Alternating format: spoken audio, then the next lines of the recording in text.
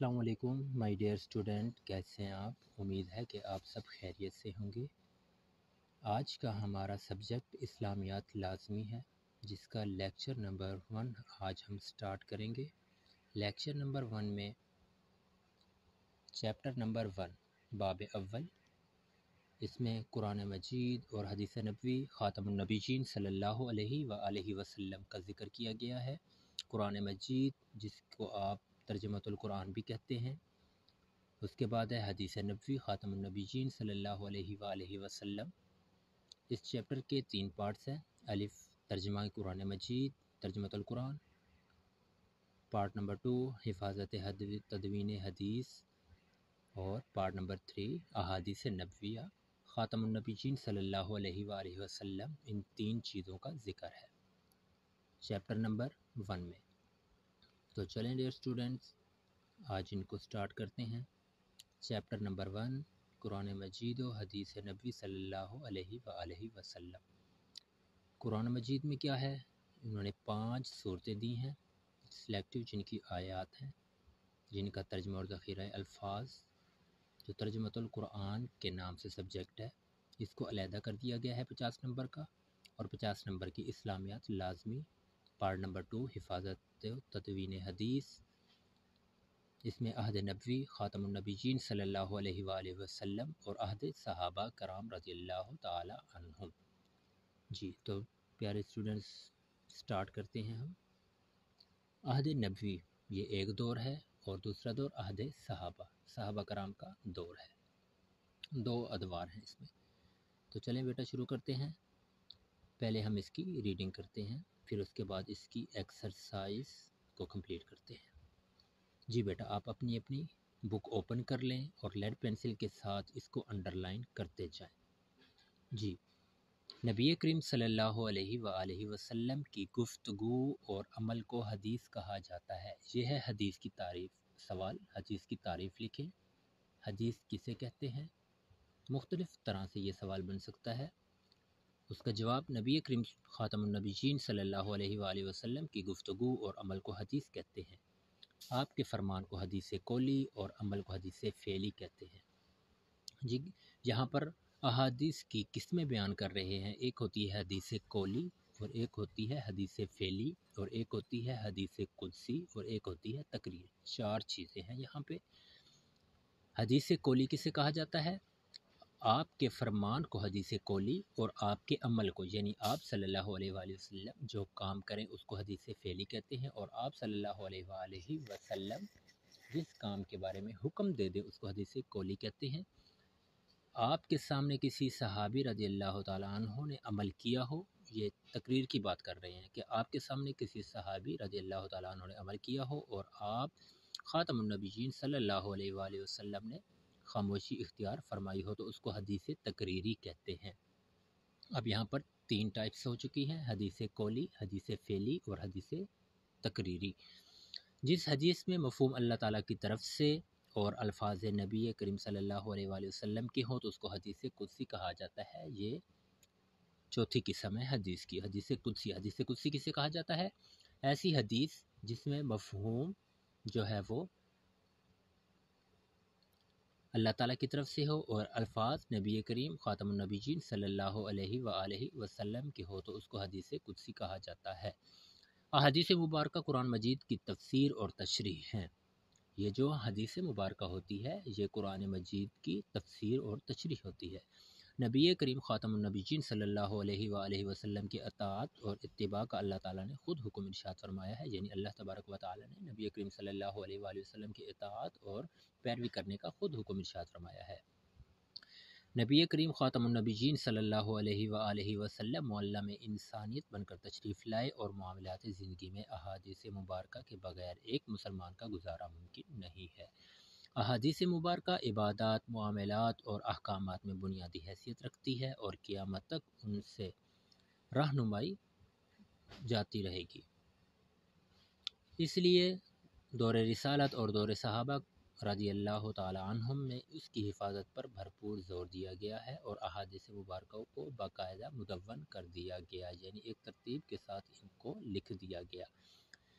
جی یہ آپ کا سوال ہے، تدوین حدیث سے کیا مراد ہے؟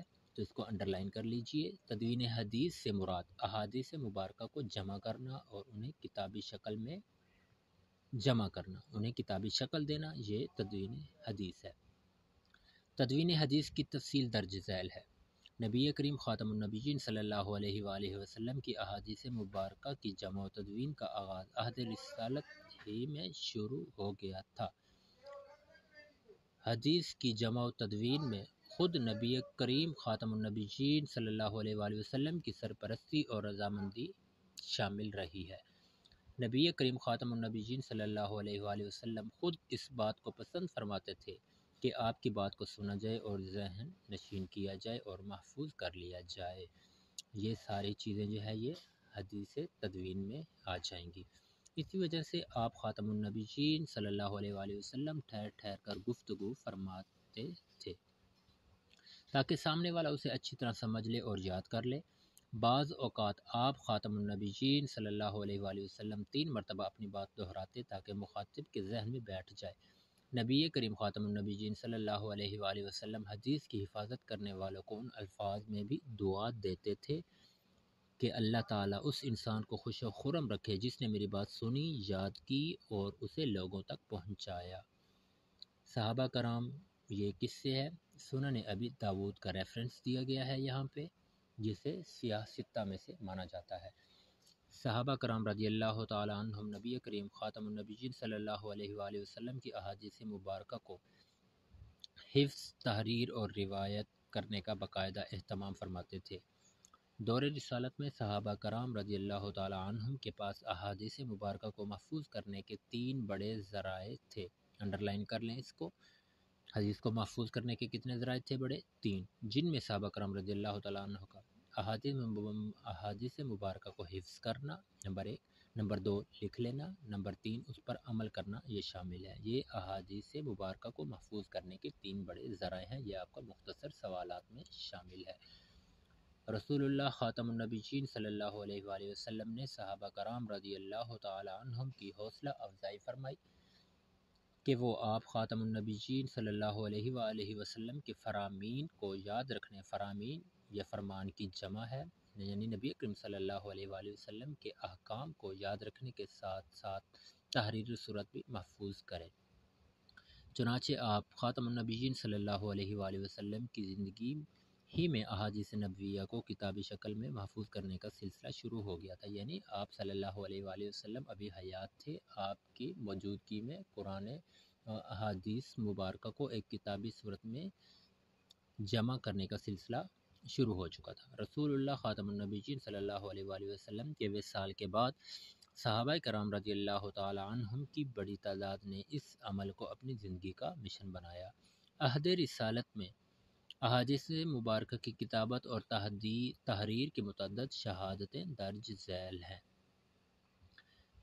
بعض صحابہ کرام رضی اللہ تعالیٰ عنہم کے پاس احادیث نبویہ کے ذاتی نسخے موجود تھے۔ صحیفہ صادقہ، اس کو انڈرلائن کر لیجئے، دور رسالت ہی کا مجموعہ احادیث تھا جو حضرت عبداللہ بن عمر بن عاص، عمر اور عمر میں فرق ہے۔ یہاں پر اگر عمر کے آگے واو آ جائے تو وہ عمر پڑھا جائے گا، اگر اس لفظ عمر کے بعد واو اگر نہ آئے تو اس کو عمر پڑھا جائے گا۔ یہ لفظ عمر ہے، امرو نہیں ہے، عمر بن عاص رضی اللہ تعالیٰ عنہ کا مرتب کردہ صحیفہ صادقہ ہے۔ اس کے علاوہ حضرت ابو ہریرہ رضی اللہ تعالیٰ عنہ، حضرت علی المرتضی اور حضرت عبداللہ بن مسعود رضی اللہ تعالیٰ عنہ کے پاس بھی احادیث مبارکہ تحریری نسخے موجود تھے۔ صحیفہ صادقہ رسالے کی صورت میں یہ ہوتا ہے۔ صحابہ کرام رضی اللہ تعالیٰ عنہم کے بعد تابعین کے دور میں احادیث مبارکہ کی جمع و تدوین نے ایک منظم تحریک کی شکل اختیار کر لی۔ تابعین نے اس دور میں کئی کتب احادیث مرتب کی جو بعد کے ادوار دور کی یہ جمع ہے، یعنی بعد میں آنے والے جو دور تھے، جو زمانہ تھا، ادوار میں باقاعدہ ماخذ اور مصادر کی حیثیت رکھتی تھی۔ احادیث نبویہ کی جمع و تدوین کے حوالے سے یہ تمام کوششیں ذاتی نوعیت کی تھیں۔ سرکاری سطح پر جمع و تدوین کا سلسلہ حضرت عمر، یہ لفظ عمر ہے، اب دیکھیں یہاں پہ عمر بن، یہاں پر واو درمیان میں نہیں ہے تو یہ عمر پڑھا جائے گا، عمر بن عبدالعزیز رحمۃ اللہ علیہ کے دور میں شروع ہوا۔ جمع و تدوین حدیث کی تحریک کو اوج کمال تک پہنچانے کا اعزاز مالک اور سیاہ ستہ کے مؤلفین کے سر ہے۔ سیاستہ 6 کتابیں، 6 کتابیں وہ کون کون سی ہیں؟ موطا امام مالک، صحیح بخاری، صحیح مسلم، جامع ترمذی، سنن ابی داود، سنن نسائی اور سنن ابن ماجہ، ان کو سیاہ ستہ کہا جاتا ہے، یعنی 6 کتابیں۔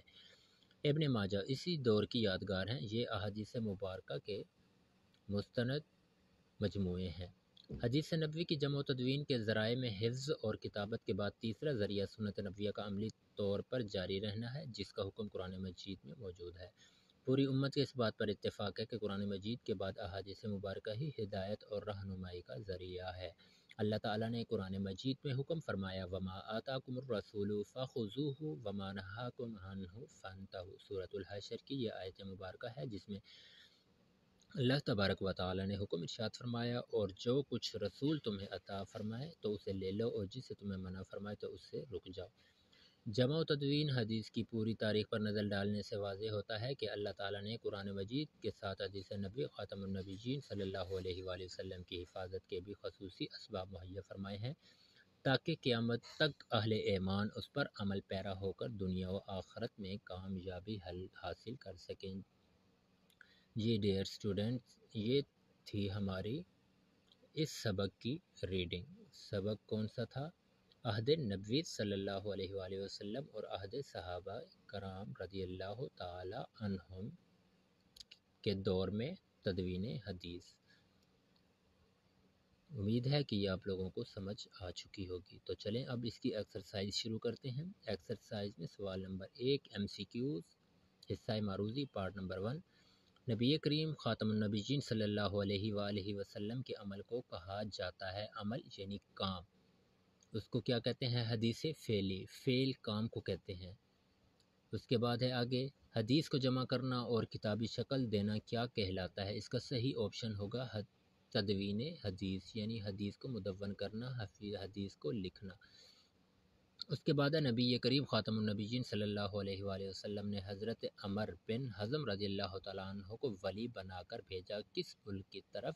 تو اس کا جو صحیح آپشن ہوگا وہ ہے یمن، یمن کا آپ نے والی بنا کر بھیجا۔ اس کے بعد ہے سیاہ ستہ میں شامل ہیں کتنی کتابیں؟ ستہ کا مطلب ہے 6 اور یہ فارسی زبان کا لفظ ہے، اس کا مطلب ہے 6 کتابیں، اس کا جو صحیح آپشن ہوگا وہ ہے 6 کتابیں۔ حضرت عمر بن عبدالعزیز رحمۃ اللہ علیہ نے سرکاری سطح پر انتظام فرمایا، کس چیز کا انہوں نے انتظام فرمایا تھا؟ انہوں نے احادیث کی جمع و تدوین کا سرکاری سطح پر انتظام فرمایا تھا۔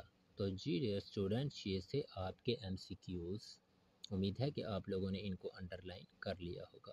تو چلیں اب چلتے ہیں سوال نمبر 2۔ کویسچن نمبر 2 ہے، شارٹ کویسچن ہے، اس کے 5 پارٹس ہیں۔ پہلا پارٹ، حدیث کے معنی و مفہوم بیان کیجیے۔ نمبر 1، حدیث کا معنی و مفہوم بیان کیجیے۔ حدیث کا معنی مفہوم کیا ہے؟ جی پہلی لائن ہے، آنسر نمبر 1 میں نے اوپر منشن کر دیا ہے۔ نبی کریم خاتم النبیین صلی اللہ علیہ وآلہ وسلم کی گفتگو اور عمل کو حدیث کہا جاتا ہے۔ آپ کے فرمان کو حدیث قولی، آپ کے عمل کو حدیث فعلی، آپ کے سامنے کسی صحابہ کرام نے اگر کوئی کام کیا ہو، آپ خاموش رہے ہوں، آپ نے خاموشی اختیار کی ہو تو اس کو تقریر کہا جائے گا، حدیث تقریری کہا جائے گا۔ بعض اوقات یہ بھی الفاظ سوال پوچھا جا سکتا ہے کہ حدیث قدسی کسے کہتے ہیں؟ حدیث قدسی سے مراد تو پھر آپ نے لکھنا ہے جس حدیث میں مفہوم اللہ تعالیٰ کی طرف سے ہو، یعنی الفاظ جو ہیں وہ اللہ تعالیٰ کے ہوں، اور مفہوم جو ہے وہ اللہ تعالیٰ کی طرف سے ہوں، اور الفاظ نبی کریم صلی اللہ علیہ وآلہ وسلم کے ہو تو اس کو حدیث قدسی کہا جاتا ہے۔ جی یہاں پر تو آپ کا سوال تھا کہ حدیث سے کیا مراد ہے، لیکن یہاں پر 4 احادیث کی قسمیں بیان کی گئی ہیں، اور سوال جو ہے وہ ایڈیشنل طریقے سے بھی پوچھا جا سکتا ہے کہ حدیث تقریر سے کیا مراد ہے، حدیث قولی سے کیا مراد ہے، حدیث فعلی سے کیا مراد ہے، حدیث قدسی سے کیا مراد ہے۔ لازمی نہیں ہے کہ وہ ایکسرسائز والے مختصر سوالات پیپر میں دے۔ جی یہ تھا ہمارا کویسچن نمبر 1 کا پارٹ نمبر 1۔ آگے ہے تدوین حدیث سے کیا مراد ہے، پارٹ نمبر 2 ہے تدوین حدیث سے کیا مراد ہے۔ جی تو یہاں پر میں نے منشن کر دیا ہے، آنسر نمبر 2 سائڈ پہ میں نے منشن کر دیا ہے، تو یہاں پر گرے کلر کی جو انڈر لائن کیا ہوا ہے، تدوین حدیث سے مراد احادیث مبارکہ کو جمع کرنا اور انہیں کتابی شکل دینا، یہ تدوین حدیث کہلاتا ہے، جسے آپ اپنی زبان میں نوٹس کہتے ہیں۔ یہ نوٹس بنانا، نبی کریم صلی اللہ علیہ وآلہ وسلم کے اقوال مبارکہ کا نوٹس بنانا، ان کو تدوین حدیث کہا جاتا ہے۔ جی آگے کویشچن نمبر جو ہے وہ 3 ہے، دور نبوی میں حفاظت حدیث کے 2 ذرائع لکھیں۔ دور نبوی میں حفاظت حدیث کے 2 ذرائع، میں نے آپ لوگوں کو 3 جہاں پر مینشن کر دیے تھے، تو جی یہ آنسر نمبر 3 میں نے لکھ دیا یہاں پہ۔ احادیث مبارکہ کو محفوظ کرنے کے 3 بڑے ذرائع تھے، جن میں صحابہ کرام رضی اللہ عنہ کا نمبر 1 حفظ کر لینا، نمبر 2 لکھ لینا، نمبر 3 اس کے مطابق عمل کرنا۔ یہ 3 طریقے ہیں اور انہوں نے یہاں پر 2 پوچھے ہیں، آپ کو 3 کے 3 آنے چاہیے۔ اس کے بعد ہے صحیفہ صادقہ سے کیا مراد ہے؟ جی آنسر نمبر 4 یہاں پر میں نے منشن کر دیا ہے۔ صحیفہ صادقہ دور رسالت ہی کا مجموعہ احادیث تھا جو حضرت عبداللہ بن عمر بن عاص رضی اللہ تعالیٰ عنہ کا مرتب کرتا تھا۔ یہ آپ کا جواب ہے۔ صحیفہ صادقہ یہ آپ کا MCQ بھی بن سکتا ہے، اور یہ جنرل نالج میں بعض اوقات یہ پوچھا جاتا ہے کہ صحیفہ صادقہ کس کا ہے، تو یہ کس کا تھا؟ حضرت عبداللہ بن عمر بن عاص رضی اللہ تعالیٰ عنہ کا۔ تو جی آگے سیاستہ میں سے 2 کتابوں کے نام لکھیں۔ سیاستہ سے کیا مراد ہے، یہ بھی سوال بن سکتا ہے۔ سیاستہ سے مراد یہ 6 کتابیں ہیں: موطا امام مالک، صحیح بخاری، صحیح مسلم، جامع ترمذی، سنن ابی داود، سنن نسائی اور سنن ابن ماجہ۔ سیاستہ سے مراد یہ 6 کتابیں ہیں۔ تو انہوں نے یہاں پر 2 کتابوں کے نام پوچھے ہیں، تو آپ نے ان 6 کتابوں میں سے صرف 2 کتابوں کے نام لکھنے ہیں۔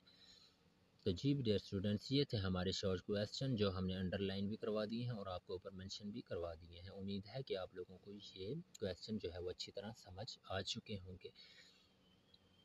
جی آگے سوال نمبر 3 ہے، تفصیلی جواب دیں۔ جمع و تدوین حدیث پر ایک نوٹ لکھنا ہے کہ حدیث کو کس طرح جمع کیا گیا، اس کو کس طرح مدون کیا گیا، کس طرح اس کو ایک کتابی شکل میں بنایا گیا۔ تو جی یہ لانگ سوال ہے آپ کا۔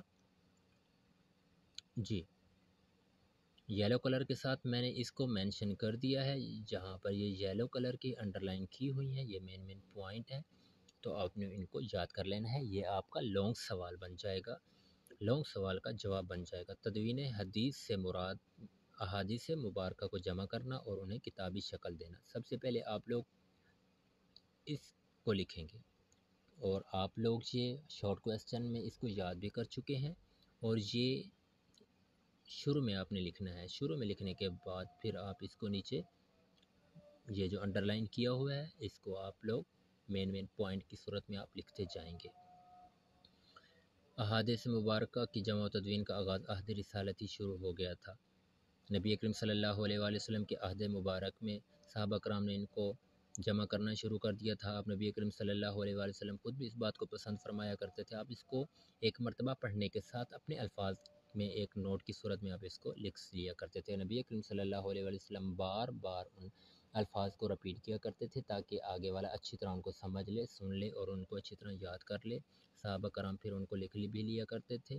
پھر اس کے بعد یہ کتابت اور تحریر کی شکلوں میں بھی ان کو محفوظ کیا گیا، اور پھر اس کے بعد عمر بن عبدالعزیز نے سرکاری سطح پر بھی ان کو مدون فرمایا تھا۔ تو یہ آپ نے ٹوٹلی نوٹ جو ہے وہ آپ نے یاد کرنا ہے۔ پھر آخر میں یہ 2 لائنیں آپ نے یاد کرنی ہے۔ جمع و تدوین حدیث کی پوری تاریخ پر نظر ڈالنے سے واضح ہوتا ہے یہاں سے لے کر اہل ایمان اس پر عمل پیرا ہو کر دنیا اور آخرت میں کامیابی حاصل کر سکے۔ تو یہ آپ کا لانگ سوال کا جواب ہو جائے گا۔ تو جی ڈیئر اسٹوڈنٹس، یہ تھا آج کا ہمارا ٹاپک، آج کا ہمارا لیکچر نمبر 1، عہد نبوی خاتم النبیین صلی اللہ علیہ وآلہ وسلم اور عہد صحابہ کرام رضی اللہ تعالی عنہم کے دور میں تدوین حدیث۔ امید ہے کہ آپ لوگوں کو یہ اچھی طرح سمجھ آ چکا ہوگا اور آپ لوگوں نے اچھی طرح اس کی تیاری کرنی ہے۔ اللہ حافظ۔